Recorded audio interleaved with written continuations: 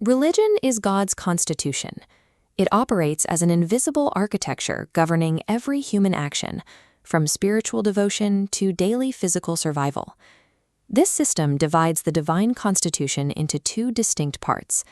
At the top is the overarching law, which splits into the internal realm of faith and the external realm of the right act. The right act then subdivides into two operational spheres. One covers spiritual worship, such as prayer and fasting. The other governs the physical transactions of life, including economy, marriage, and sustenance. To navigate these actions, jurisprudence establishes doctrinal standards. These standards act as scales used to measure specific behaviors. Every action eventually resolves into a binary output. It is either lawful and permitted, halal, or it is malicious and forbidden, haram. By anchoring these definitions in objective criteria, the parameters remain stable across time. They function exactly the same way today as they did in previous eras, regardless of technological changes. We can see this framework in action when applied to the specific realm of food, hunting, and sacrifices. Islamic dietary law operates through a sequential filtering mechanism. For an item to be considered lawful, it must clear two specific stages. Stage 1 requires a clear scriptural mandate. The item must be supported by an explicit divine text of analysis or successfully navigate past specific text of prohibition. Stage 2 tests the physical reality of the item. This is the distinction between pure and impure, evaluating the animal's nature, smell, and taste. A consumable must successfully pass through both the textual and purity filters to be legally classified as lawful. The biological test relies on the distinction between tayyib, meaning pure, and khabith, meaning impure. A subject is classified as pure if it possesses a naturally good state, characterized by beneficial sensory properties in its feel, smell, and taste. Anything categorized as khabith is considered inherently malicious or harmful. These items are categorically forbidden unless consumption is a matter of absolute necessity. We see this applied to predators and scavengers, like foxes and crows. Because their natures are harmful, they're excluded from the pure list. Their nature involves eating carcasses or preying on others. This dietary requirement renders them impure in the eyes of the law. The same standard applies to internal elements. Blood is forbidden because it lacks the qualities of purity.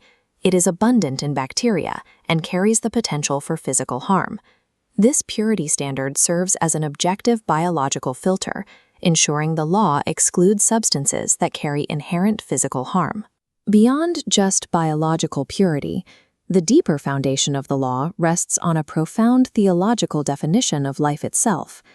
Islamic theology defines the self as a dual-component construct, the physical body and the spirit that makes it alive. While the body is a created form, the spirit originates from God.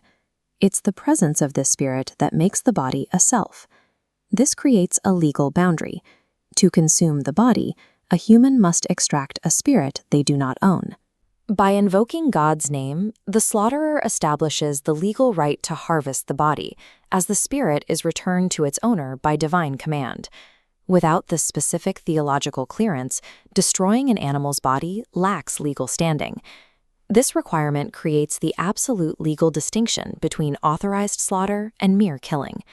Authorized slaughter requires the simultaneous act of shedding blood while consciously invoking the name of God with clear intention. Conversely, killing is the removal of life by any physical means without that specific theological invocation.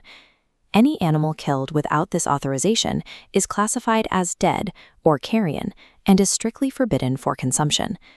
The Quran explicitly lists 5 ways an animal might unlawfully die: suffocation or a violent blunt force blow. It also excludes animals dying from a headlong fall, those gored by horns, or those partially eaten by wild beasts. There is one exception. If the hunter or slaughterer reaches the injured animal while life remains and performs the authorized slaughter, the meat becomes lawful. The physical method of the animal's death is irrelevant if the theological authorization is absent. The system also manages temporary corruption. For example, a pure animal may voluntarily consume impure substances. This specific category is legally known as the jalala. An impure diet physically alters the animal. The taste of its meat, milk, and even its eggs are corrupted by the consumed impurity. The procedural cure requires the animal to be quarantined and fed a clean diet until its biological state is restored. This chart shows the specific durations required for a biological reset: 40 days for camels, 30 for cows, 7 for sheep, and 3 for chickens. These dynamic, time-based mechanisms allow the law to restore purity even after a system has been corrupted. These same rules apply to wild game, where hands-on slaughter is often impossible. In these cases, a trained hunting animal or a weapon acts as a legal extension of the hunter. As the flowchart shows, if the hunter invokes God's name when a trained hound is released, the catch is lawful. However, if an untrained hound kills the game without that initial authorization, the animal is forbidden. But if the hunter reaches the game caught by an untrained hound while it is still alive, they can apply the standard slaughter to make it lawful. Distance does not negate the law. The authorization of God's name extends through the trained proxy. Zooming out, we see a unified architecture. The purity filter, the body and spirit authorization, and conditional hunting loops all work in concert. Every scenario, from a scavenging bird to a quarantined cow, flows through this grid, efficiently sorted into lawful or forbidden outputs. Because this system is based on inherent biological purity and unyielding metaphysical rights, it remains constant. It operates as a permanent scale, independent of the changing of eras or human opinion. By binding physical survival to metaphysical sanctity, this system transforms the act of daily sustenance into an act of divine worship. These laws define the legal relationship between the individual and the author of life, using daily sustenance as the primary point of contact.